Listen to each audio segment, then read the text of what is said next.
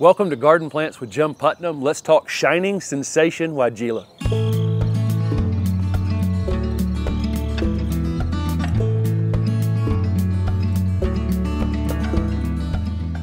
This is Weigela, Florida, Shining Sensation. This is absolutely my favorite dark foliage Weigela. It's not even close. It has incredible dark burgundy foliage throughout the entire growing season.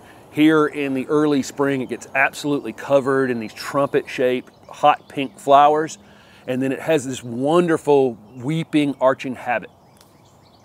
Shining Sensation can reach 5 to 6 feet in height, 5 to 6 feet in width, something like that. Probably get a little bigger than that in time if you never pruned it. We're actually going to keep it much smaller than that, easily kept around 4 feet in height. I'll talk about pruning later in the video. As you can see, in middle spring, it just gets absolutely covered in these pink or almost hot pink flowers with this trumpet shape. They're fantastic for pollinators. Hummingbirds love them, butterflies love them.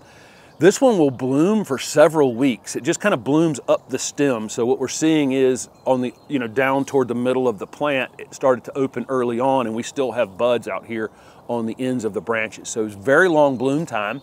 And then it stops blooming heavily, but continues to throw out flowers here and there. So we've had this one in this spot for 2.5 years, something like that. And pretty much all summer long, it has some additional flowers on it. It's not as showy as it is right now, but it does almost always have flowers on it, so the pollinators are going to continue to find it.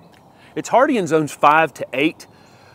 Depending on where you're growing it is where I would place it for sun or shade. If I'm in zone 5, it can definitely go out in the full sun. We're in zone 7B in Raleigh, North Carolina, and our summers are long, our days are long during the summer, and these dark foliage Weigela can really get kind of worn out during the summertime if they're in 12, 14 hours of sun during the month of June. So where we have this, it's getting lots of direct sun through about midday, maybe 1, 2 o'clock, and then there's a big oak behind it that kind of puts it in a little bit of dappled shade. It's high shade, it's still bright light in here, but it is in the late afternoon shade, and that really keeps it fresh looking through the whole summer.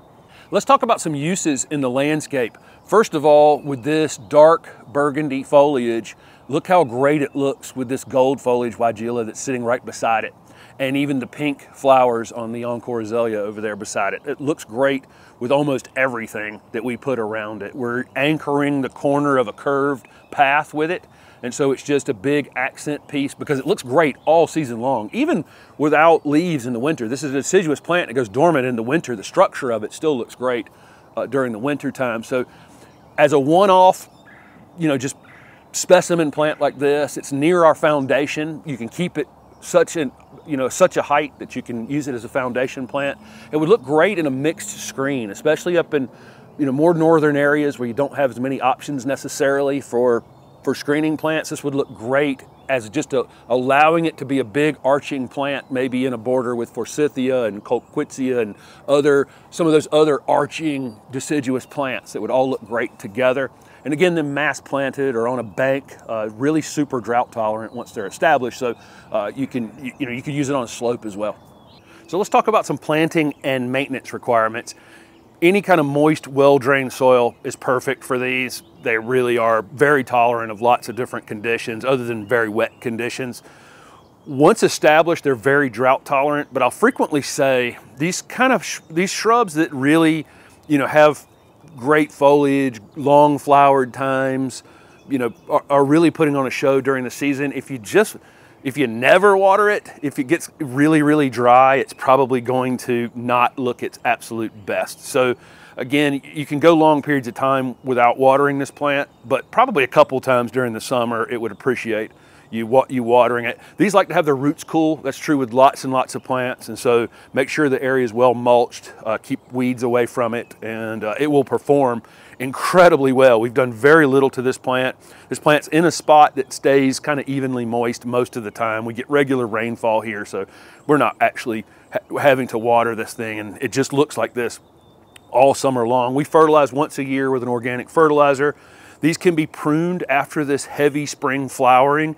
And with these arching plants like this, a lot of times it's a good idea just to take the tall pieces that you want to cut down and just follow those down in the plant a bit and cut them down like that so that you leave this arching habit. and not turn it into a meatball. So I'd rather prune it a couple times during the season and just eliminate these spiked pieces and just take them further down in the plant. And so I'll do a limited amount of pruning on it, but I want to keep this kind of open habit because I think that's one of the most appealing things about Shining Sensation Weigela. So thank you guys for watching and following along with the Garden Plants with Jim Putnam channel. This is one of our favorite plants in this landscape. It's just always looking great. Shining Sensation Weigela.